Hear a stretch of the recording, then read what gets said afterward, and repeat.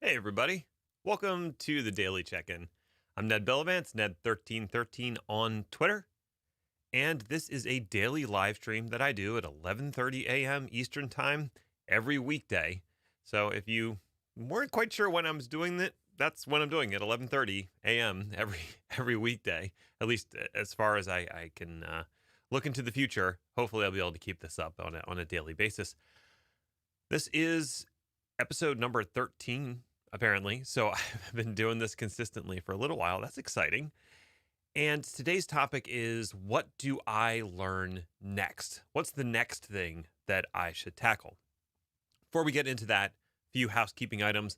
Number one, in case you missed it before, if you want this in audio only format, you can subscribe to the podcast. It's available through Google Podcasts and Spotify and most other podcatchers, or you can go to anchor.fm/Ned-Bellavance and you can find the podcast there.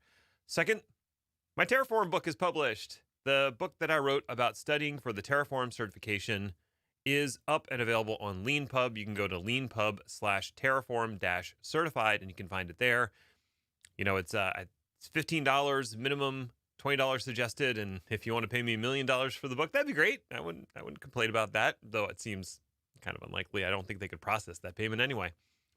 And finally, if you don't mind subscribing, or maybe it's over here, I don't know, wherever that button is, if you don't mind subscribing to the YouTube channel, that would be great. I really want to get the vanity URL for the YouTube channel, and I think I have to have something like 100 subscribers to do that. So hey, if you don't mind subscribing, I wouldn't mind getting that vanity URL. So there we go. It's a win-win for everybody, right? Okay. With that out of the way, let's check in. How are you? How was your week? Yes, it was very long. It was a long week. It was a long, difficult week. We got to Friday, which seems like every other day, but we can pretend that it's different and just think about it from a mental state and go, yeah, this is different. This is Friday. I'm going to enjoy Friday and I'm going to enjoy the weekend to whatever capabilities there are. I learned recently that they're going to be reopening the parks around my area, probably starting Monday. Now, they're not going to be fully staffed. They're not going to be fully open in all capacities. You still have to social distance, but at least that means that I can take the kids to the park and get them out of the house for a couple hours. And as long as they abide by the guidelines, they can, have whatever fun they want to at that park. So that is, a sigh of relief on my part.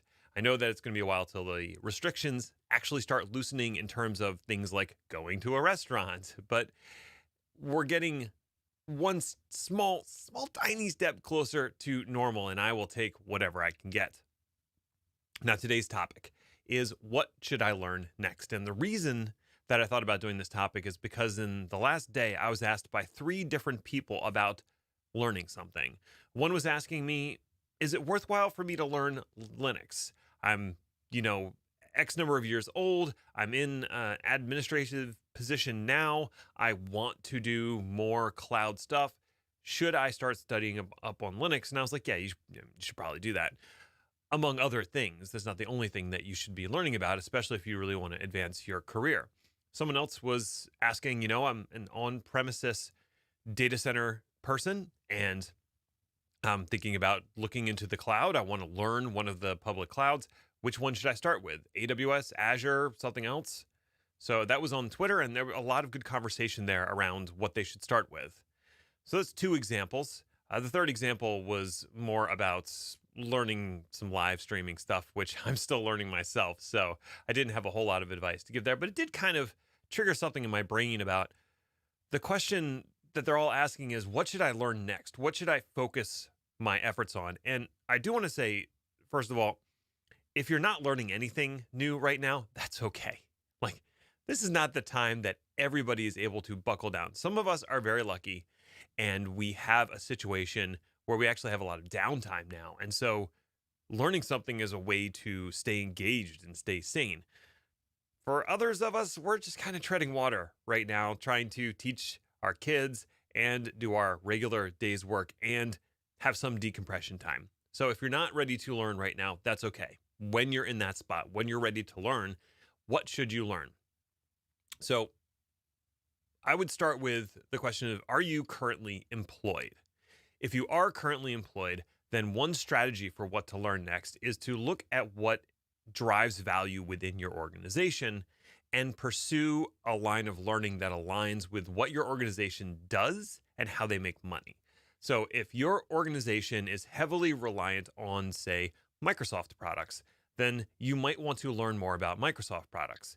If your company does a lot with branch networking, well, there's a whole world of new branch networking things that are happening around SD-WAN and these aggregated devices that do SD-WAN and firewalls and, at the edge kind of stuff.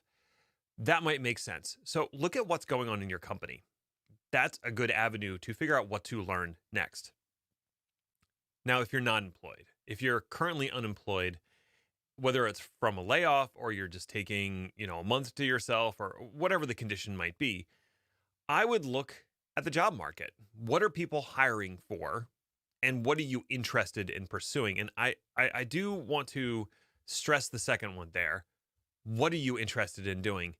If you just look at the job market and see that there's all these people looking for data scientists, and there are a lot of people looking for data scientists because they want to do big data. If data science is not something that's interesting to you, it's a difficult field and you are not going to get far if you don't care. So you have to pick something that is in demand and also something that you're at least going to kind of enjoy doing. Maybe you're a JavaScript developer. Look at what frameworks are popular right now. Learn more about those frameworks and go down that avenue. Maybe you're an infrastructure person and you're seeing a lot of recs for Google Cloud right now. People are getting more interested in Google Cloud. Maybe it's time to go learn more about Google Cloud.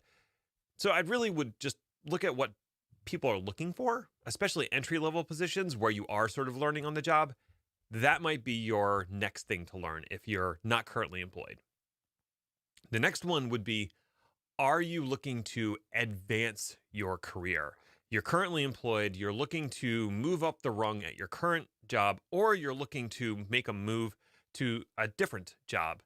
If that's the case, then look at what the people who have that job know and excel at and pursue that as the next thing to learn. You have to be strategic about it.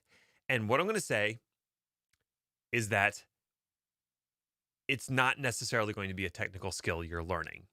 As you move up the ladder, the balance of technical versus non-technical skills changes. When you're a level 1 engineer, you can be very deeply focused on the technical aspects of things, almost to the detriment of everything else. And that's fine. You can advance up to, level 2. Once you start moving into higher roles where you're either managing people or managing projects, or you're designing larger systems and interacting with more folks, now those non-technical things become more and more important. So I would bulk up on those non-technical type skills, and those are things that can be learned. Some people are better at communicating naturally. Some people are better at speaking naturally. Some people are better at interacting with other people naturally. It just comes to them. It's not necessarily something they've practiced. But some of those skills can be learned. You can learn to be better with people, to listen better when people are talking. You can learn how to read the room a little bit. It's going to be more difficult for you if it doesn't come naturally. But these are skills that if you want to move up within your career, you need to develop them. That they're not really optional unless you go down that avenue of being the CEO startup guru who's socially awkward but has an amazing enough idea where they can make $1 billion. That's kind of rare though. So probably don't pursue that. Pursue the other one where you learn non-technical skills to augment your existing technical skills. So I would say if you're looking to advance in your career, find someone who is doing what you want to do and figure out what it is they're doing, what skills they currently possess that allow them to perform well at their job. And honestly, if you find one of those people, you can just ask them. I mean, it's not like you have to parse this apart and puzzle it out on your own. Just ask the person. If people want to ask me questions, seriously, just ask me. I'll tell you what I learned and when I learned it that helped me advance in my career. And I know a lot of other technical professionals feel the same way.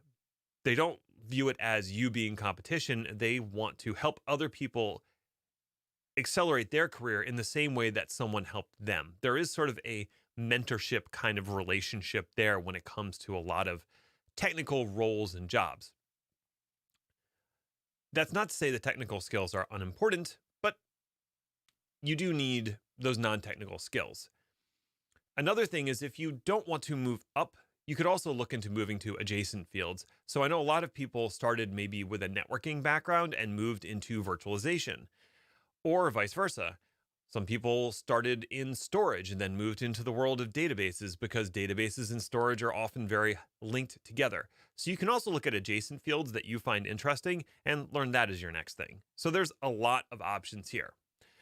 Lastly, what I would say is you need to learn how to learn, how your brain processes information and learns things most effectively. That's a skill in and of itself. And it matters less what you're learning, but just being cognizant of the way that you learn and then applying those learning skills to new topics as they become relevant. So that's the last thing that I'll leave you with when you're trying to figure out what the next thing you should learn is. Next week on Friday, that would be the 24th, I would like to do an Ask Me Anything episode. So if you have questions you'd like me to answer on the live stream, you can either send them ahead of time through Twitter. My DMs are open. You can do it that, or just hit me on public Twitter. Or alternatively, you can leave a comment in this video, or you can join the live chat next week and submit the question live and see how I react. So those are some options for you. Until next week, I'll be back on Monday. Until then, stay healthy, stay safe. Thank you.